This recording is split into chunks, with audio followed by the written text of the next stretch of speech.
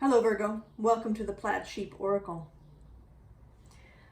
Some time ago, a couple of months maybe, I said in, I think, a Scorpio reading that things were going to get weirder.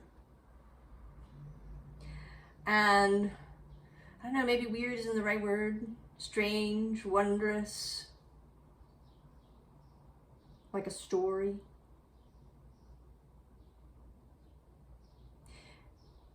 If you've been listening to me, you know that I often quote or reference Terry Pratchett's books. And I think that he was an absolute direct and clear channel. And one of the things that he talks about is the importance of story.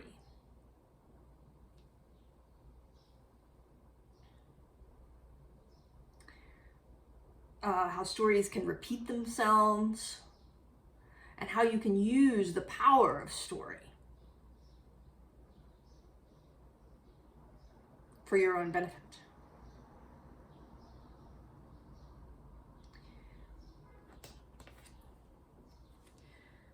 You have this water fairy card here. And it is certainly about water, but it's more about this sense that you've got a secret, Virgo. You're keeping things close to your chest. You are, see, you have a secret. And what's interesting is that you might not know that you have it in your conscious mind. The other card is this dynamic card, which says the frequency of dynamic supports our ability to harmonize between layers and aspects of different origin and frequency. It helps us to put together a reality that is made up of many different elements, both familiar and completely new, with ease, grace, and great joy. So,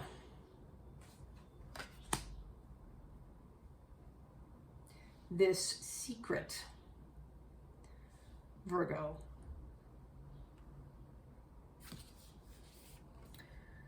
we have rebirth. It's clearly a really good secret, a really exciting secret.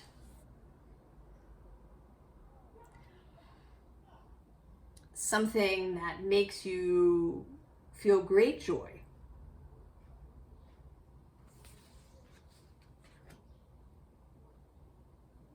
And that I think will bring joy to others as well.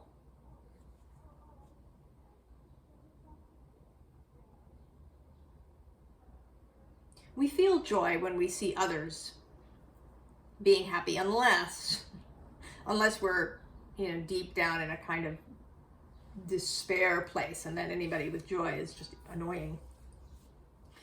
But mostly,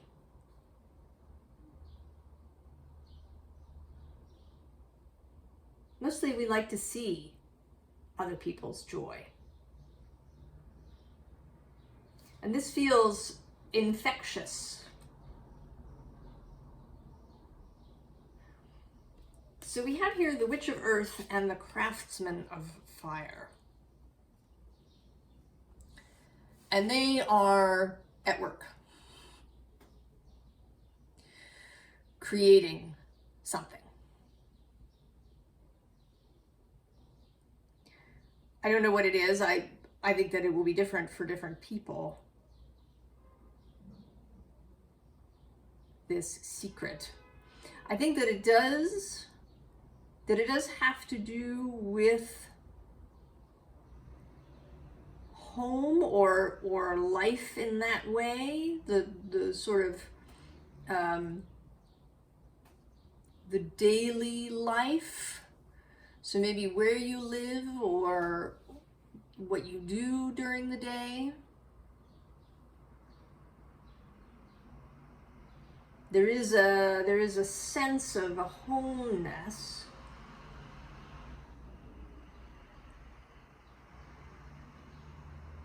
Though it could have to do with your work, your livelihood, your vocation.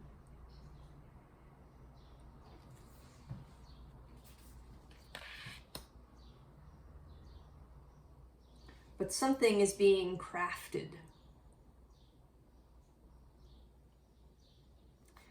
And then we get this 9 of water and 9 of air.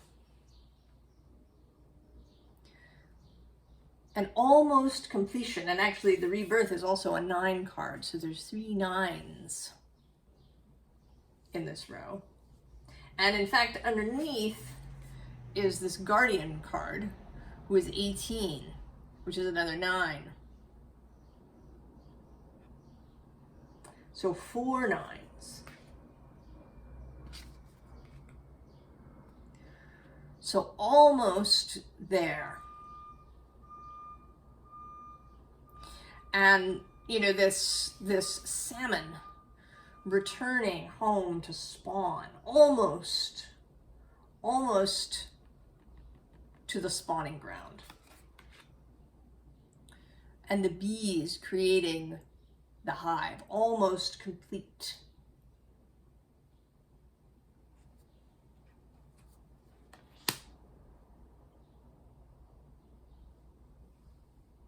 And then there is this fire, and actually underneath it, this wind.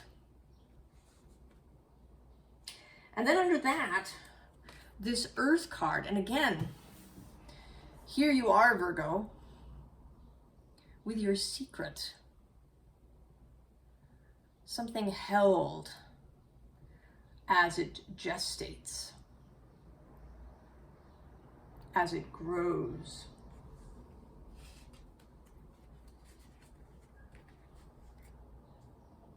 And then I normally don't take reversals unless they really want to come out,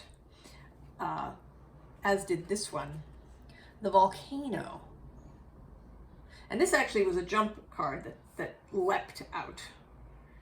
And I don't always take the cards that jump or leap out, but this wanted to be taken, and to be taken upside down as it landed. So the volcano held, unseen,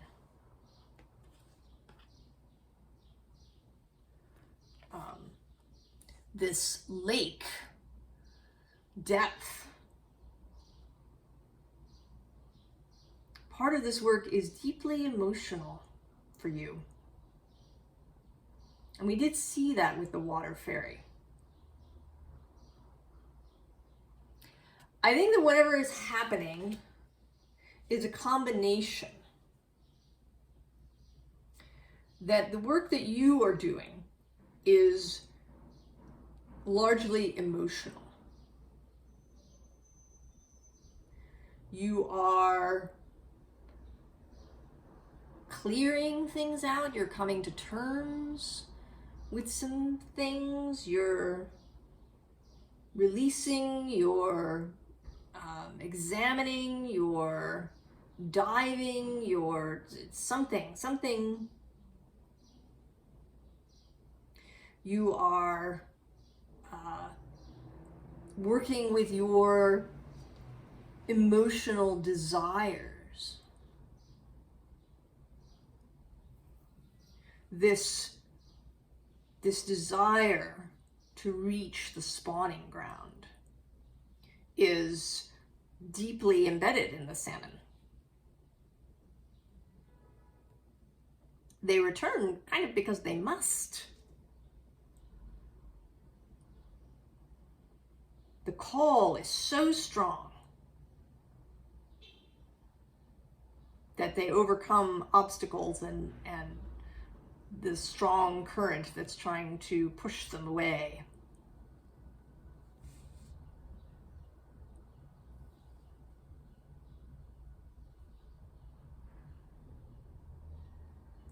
And that emotional call is now coming through. It could be that it was suppressed for a long time. We do suppress our desires if they don't fit into the 5-point plan, or they don't fit into whatever the societal or family or you know, whatever your container is that gave you your desires. And sometimes we can even convince ourselves in our brains that this thing that we're reaching for, this degree, this job, this marriage, this whatever it is what we really want. Because to do otherwise is painful and or frightening.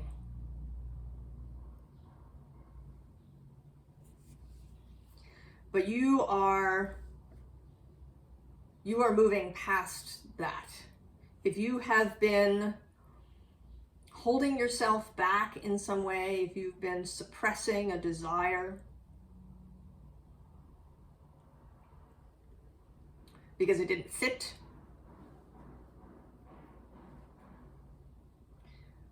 that is ending. And in response to that, events are moving. Something is forming.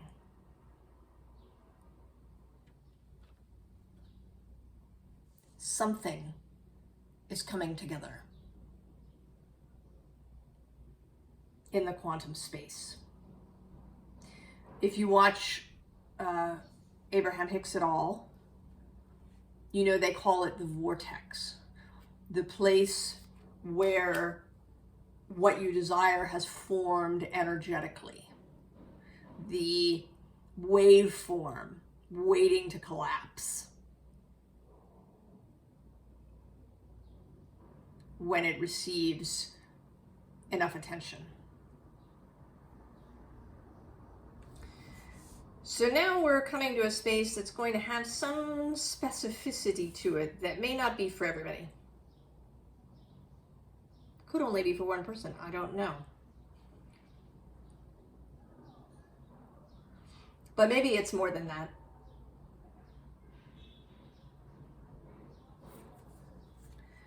So we start with Ceres.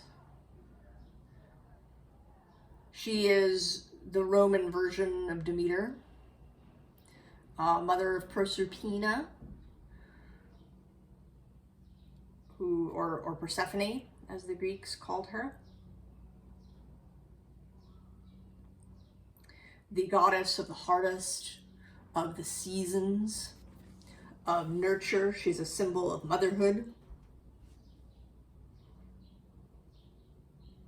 of growing things, and also of cycles, because when Proserpina is in the underworld, Ceres is sad and we get winter. Now, Ceres is also an asteroid, the largest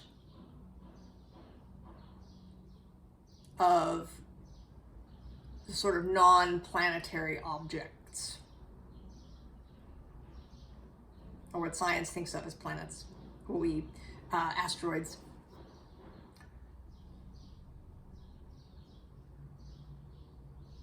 She is in the list. She's number 1. There are thousands, more than 20,000 objects. And about 20,000 of them have been named. And Ceres is number 1. She is also, interestingly, today, number 29. And I say that because just yesterday, Ceres moved from Virgo to Libra on June 21st, 2023. Now, the day before, on June 20th, she formed a grand trine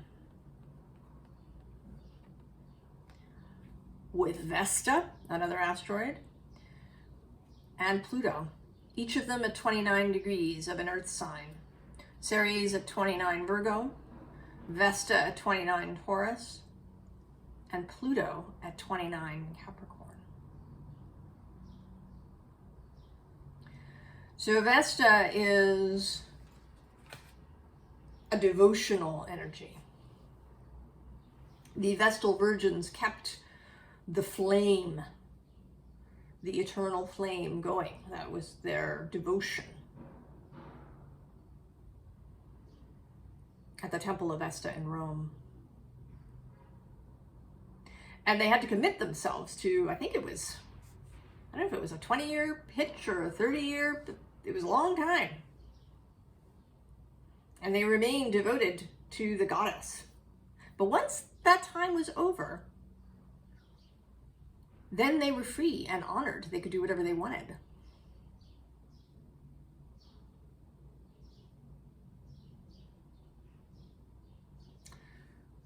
So this Vestal energy, what is it that you devote yourself to? And Vesta exists in your natal chart.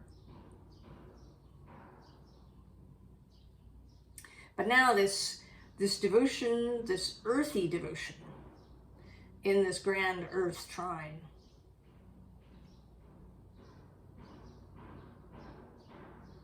the dynamic between Taurus and Virgo and Capricorn. And in my particular sort of symbolic language, Taurus is the earth, the mud, the soil. And then Virgo is taking that soil and turning it into bricks. Neat, tidy, just so. And then Capricorn takes the bricks and builds a structure.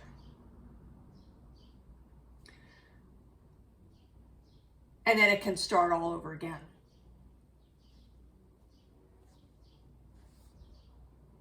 And of course, all of this requires other elements to really happen.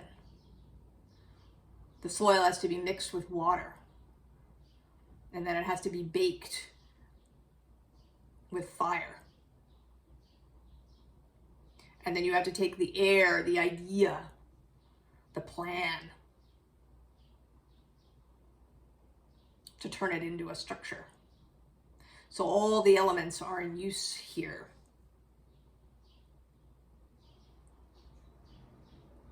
And that shows up here as well. We have water, fire, earth, and air all here in this first row.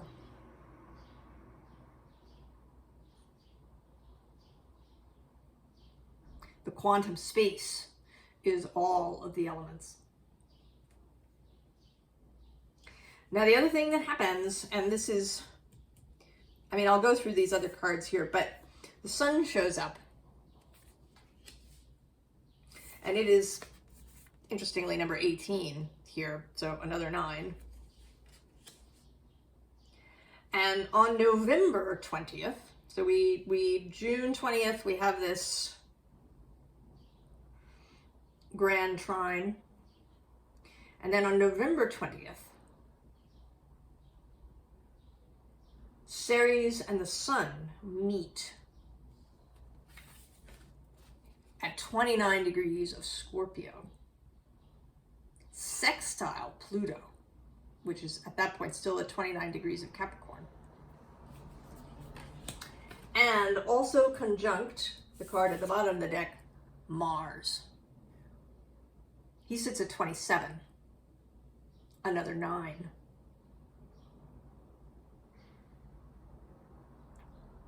But he is conjunct Ceres and the sun.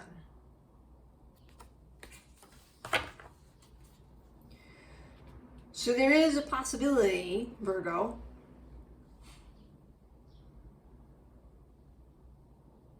that that whatever this is that you're building may become fully revealed at the end of the year in November. That the final piece will come into place then. I don't, again, I can't say for absolute certain, but this is coming through now.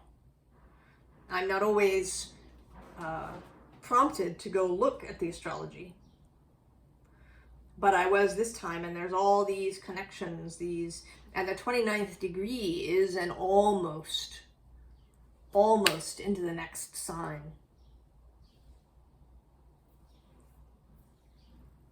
So I feel as if some first step,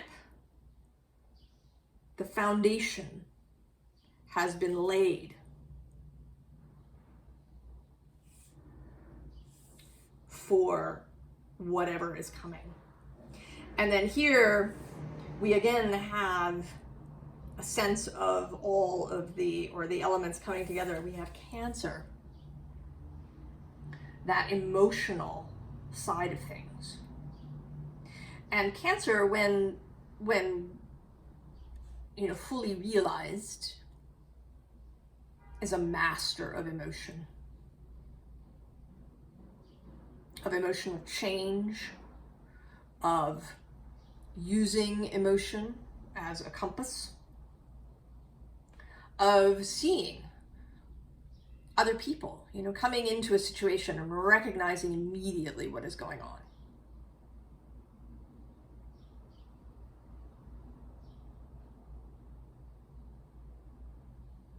Right? The Cancer master is the one who can enter a room and know immediately, that an argument just took place, even if it's not apparent, or that love is happening.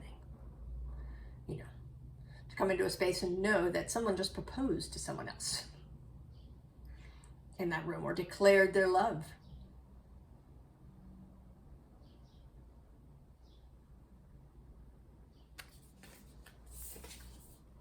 And then we get Taurus, master of earth and nature,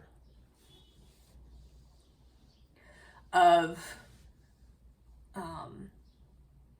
being able to build and grow things intuitively.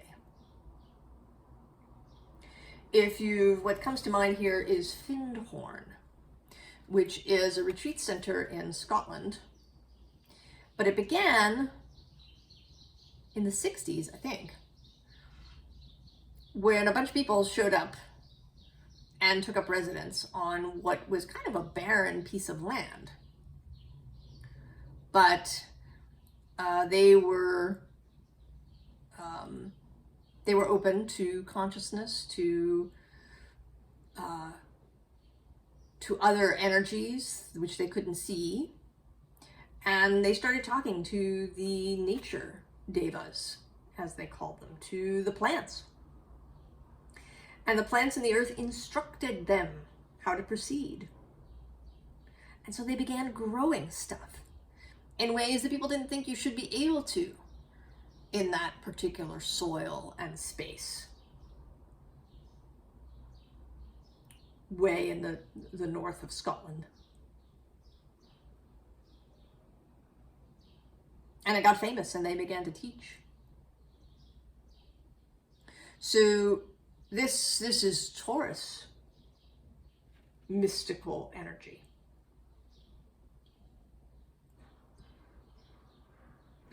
And that's a story too, isn't it? It's a really great story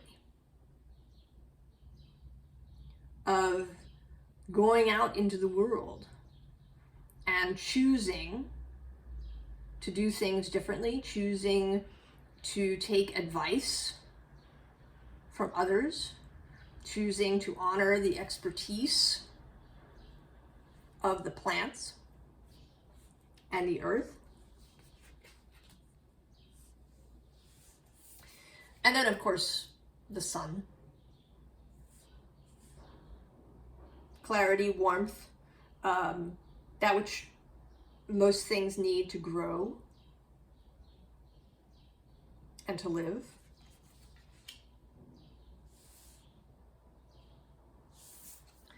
And then Aries, the spark of action. So there's this kind of extra mystical, what we think of as mystical, with water and earth going on. But Aries has its own mysticism of fire, of the ability to take action, of the ability to know and act in a moment.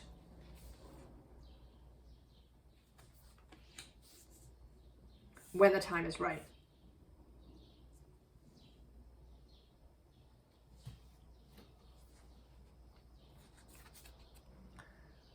Rainbow. Again, combination of energies. And we see it here below with these first two cards of sun and water.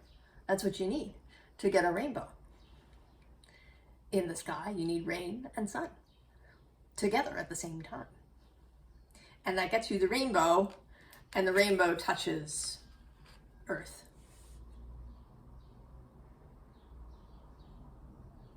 And I think in this case that the rainbow touches you, Virgo.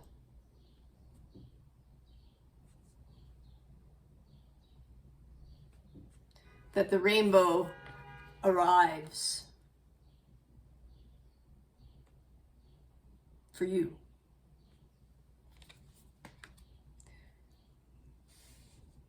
Because you've released this water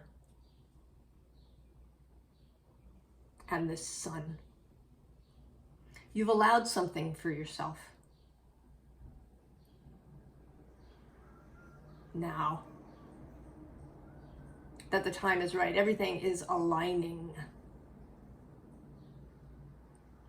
Virgo.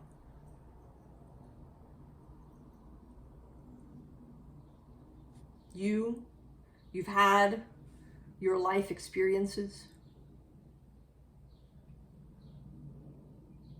You've walked through a part of the story. And now you're reaching a new chapter.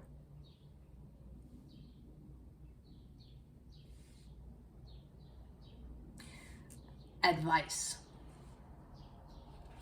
Oh, here you are. Virgo is the beaver. And he's so happy, so pleased.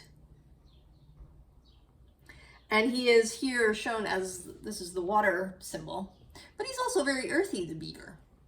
All furry and brown,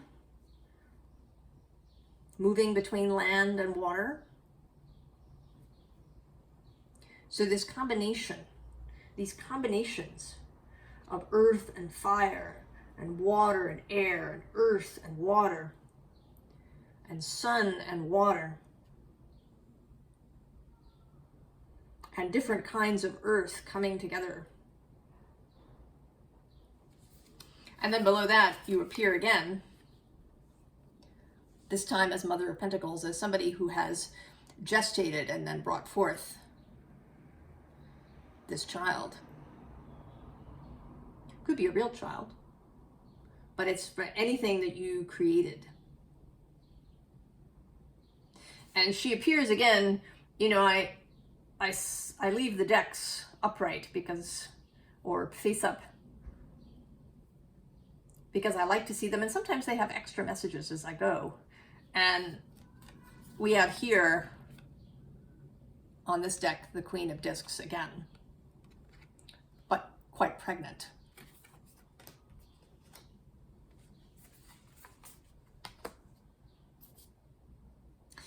And so here on two sides, we have the Ten of Wands and the Ten of Swords. The tens finally showing up. But in this case, as finishes, as breaking through, finding your way through whatever this wall of thorns was, and our corpse, which has shown up, I think, in every reading. If not, it's almost every reading. Something finished. And this, of course, is to allow this. Because in the middle, we have, again, earth and fire. And it's very earthy earth. I mean, the earthworm. These are both, because they're kind of insecty. I mean, the earthworm isn't an insect, I don't think, technically, but they're small. You might not see them doing their work. It's happening underground, out of sight. So your advice is mostly to allow, Virgo, And underneath, at the bottom of the deck, is this Three of Swords, which today is all about the red tape.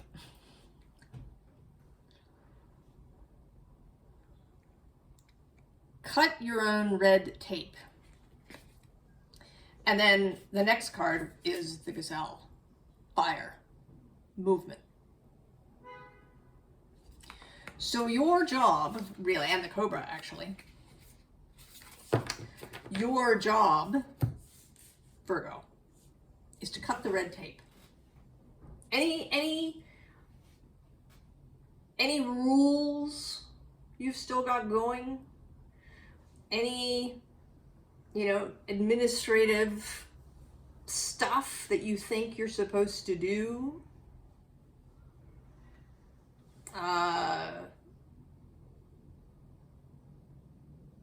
you know, and this isn't about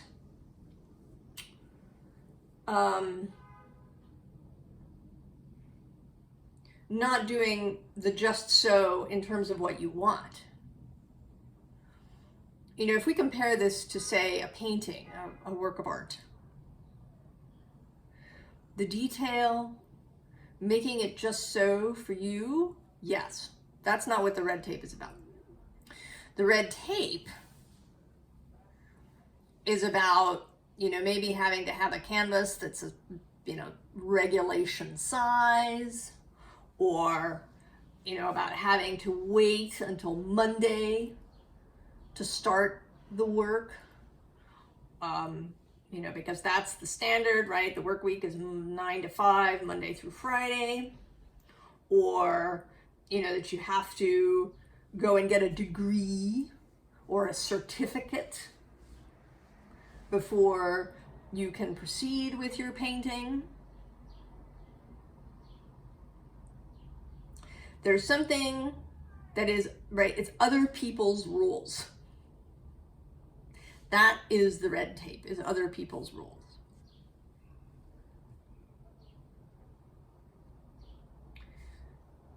That you've kind of taken on. Dispense with that. Set aside the need for that kind of order. Keep the order of your own heart, the order of your aesthetic judgment and eye, the order of your own pleasing, what pleases you, but not the order of some outside rule breaker or rule maker, rather. Again, referencing Terry Pratchett, there's a set of characters called the auditors of reality, that theoretically make sure that everything happens the way it's supposed to, but they're gray and stodgy, and they don't want things that don't fit their particular rule.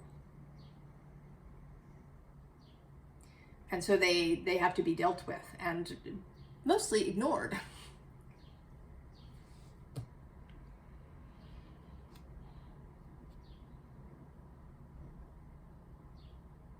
Because life is not like that.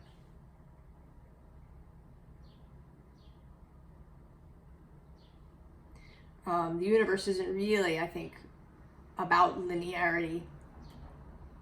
As much as things in nature move in cycles, and there is a certain amount of regularity so that we can have this physical world. But that it doesn't apply all the time and everywhere. That you can break the rules, Virgo. You can set aside the red tape. Just cut right through it.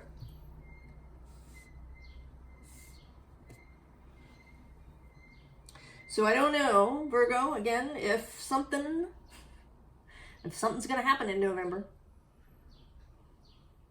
Could be. You'll have to come back in November and leave a comment if it did. So I know.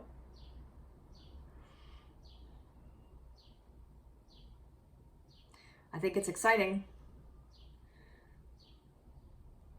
And I think the other piece of advice is to take up the story for yourself.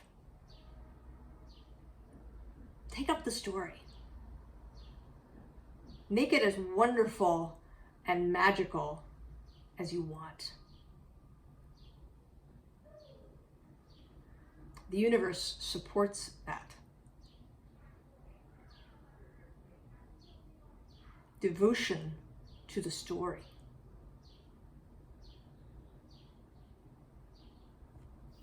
So Virgo, I'm excited for you. I'm excited for all the stories. I wish you the very best, and I will see you next time. So long.